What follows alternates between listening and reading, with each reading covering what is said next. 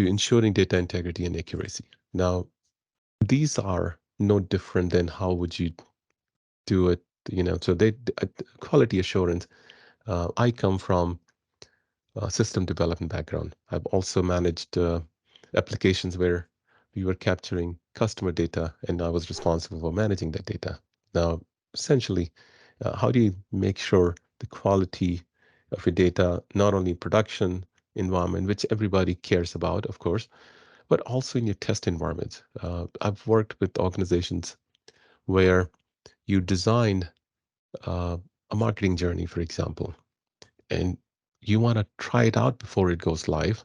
You have certain data that you need to do the marketing journey. You have to have data in certain statuses. And I've seen organizations, large organizations, where a marketing journey starts.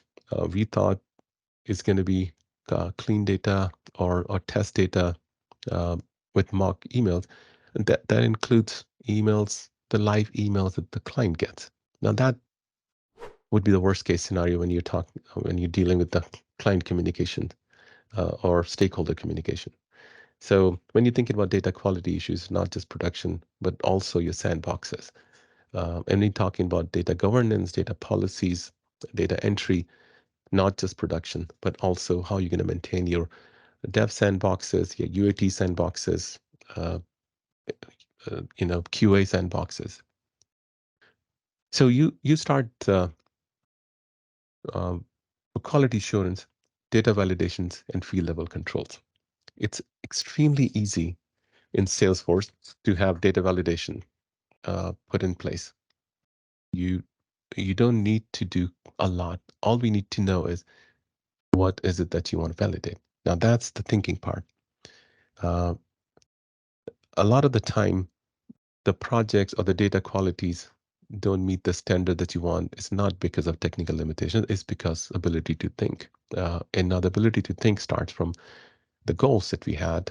Uh, And from the goals, you do the data modeling. And then when you do the data model, you understand what my limitations for the data model is going to be. And that's where the thinking starts.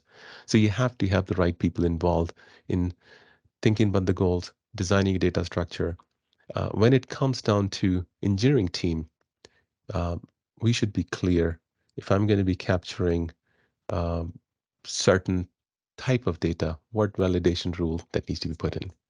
If I'm capturing certain fields, if I'm capturing certain information, let's say credit card for somebody, what field level control will I put? I'm going to have access to a stakeholder record directly or donor record directly to a certain profile, but certain folks on that profile don't need to have, should not have access to my credit card. We should not store credit card on premise or even in our system, because if I'm using a PCI compliant tool for credit card, I should put a field level control that I don't save it. I just pass it on to whatever system that needs to consume that data. Um, Conduct regular data quality audits. This and this again, a nonprofit. The whole discussion today is about nonprofit, but everybody has a desire to do good data, but they don't have the will, or they don't put the resources to do what's required to get the good data. One of the low-cost method is audit. Now, data quality audits could be automated. You can have certain type of reports that you create. You could have certain AI tools that you can use for data auditing. You can build your own AI setup using Einstein, essentially, or you can have just people job require auditing data in a certain frequency, which is I look at the data, I pull my report, and again, uh, working with Salesforce makes it extremely easy because all you got to do is somebody like, let's say, if I'm responsible for data as a data analyst, I should be pulling periodically my data to make sure if certain fields are required in certain format, if certain validation rules are enforced on certain fields, they are indeed taken care of. You can make it really intelligent, and you can pinpoint the records that do not comply with the data. So, and then output of that audit report goes as an input to fix whether it's the process issue, training issue, or the system issues, right? So that kind of creates a to-do list for the team that's basically is collecting or managing the data. Um, to get data, good quality data, you have to have data entry and update protocols.